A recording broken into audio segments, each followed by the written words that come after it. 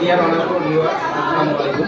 আজকে আমরা মৌলিক সংখ্যা কিভাবে চেনা যায় এবং মৌলিক সংখ্যা কিভাবে বের করা যায় এবং নির্ণয় করা যায় সেই ট্রিক্সগুলো শিখব। আমাদের চাকরি করতে সাধারণত আমরা খুব সময় কম পাই, এই কারণে আমাদেরকে শর্ট টেকনিক এবং বেসিক দিয়ে অঙ্কগুলো বের করে লিখতে হয়, যাতে আমরা কি খুব তাড়াতাড়ি অঙ্কগুলো করতে পারি।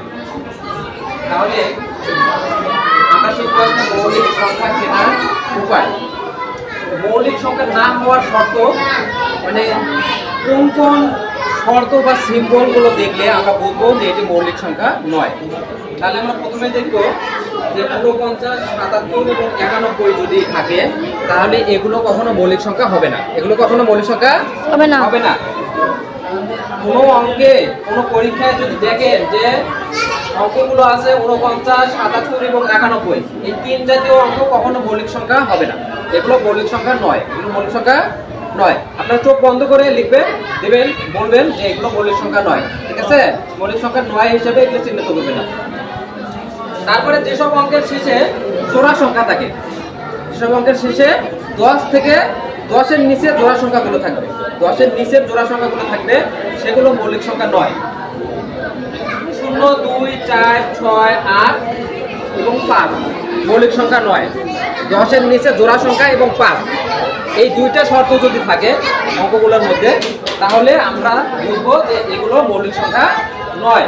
তার মানে যেসব সংখ্যার শেষের অঙ্কে 0, 2, 4, 6, 8 এবং 5 থাকবে, এগুলো মৌলিক সংখ্যা নয়।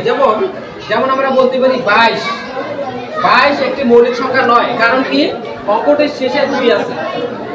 অঙ্কটির শেষে কি আছে? কত আছে? 2 আছে। এই কারণে এটা মৌলিক সংখ্যা নয়। আবার আমরা দেখব অঙ্কগুলোর যোগফল 3 দ্বারা বিভাজ্য। যদি অঙ্কগুলোর যোগফল 3 দ্বারা বিভাজ্য হয় সেটা মৌলিক সংখ্যা নয়।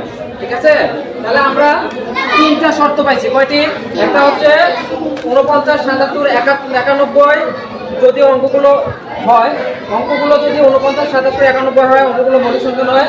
শেষ অঙ্ক যদি অঙ্কগুলোর শেষ অঙ্ক যদি 2, 0, 2, 4, 6, 8, 5 থেকে মৌলিক সংখ্যা নয়, তাহলে 22-এর শেষে 2 আছে, এটা মৌলিক সংখ্যা নয়।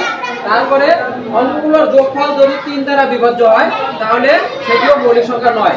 যেমন অঙ্কটিতে আছে 14 যোগ 1 15 আছে। অঙ্কটিতে আছে 14 যোগ 1 15, তাহলে 15।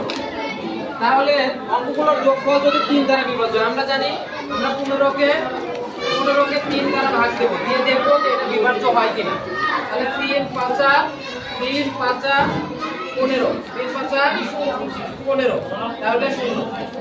তাহলে এটা 3 দ্বারা বিভাজ্য, 3 দ্বারা বিভাজ্য, তার মানে 15 মৌলিক সংখ্যা নয়, 15 মৌলিক সংখ্যা নয়। ঠিক আছে, তাহলে যতগুলো সংখ্যা আছে সবগুলো থেকে আমরা, পৃথিবীতে যত সংখ্যা আছে সবগুলো থেকে 3টা সত্য যদি আমরা মেনে চলি বা 3টা সত্য যদি আমরা ভালো করে বুঝি, তাহলে আমরা বুঝবো যে ওগুলো মৌলিক সংখ্যা নয়, কোনটি মৌলিক সংখ্যা এবং কোনটি মৌলিক সংখ্যা নয়, এটা বুঝতে পারবো আমরা।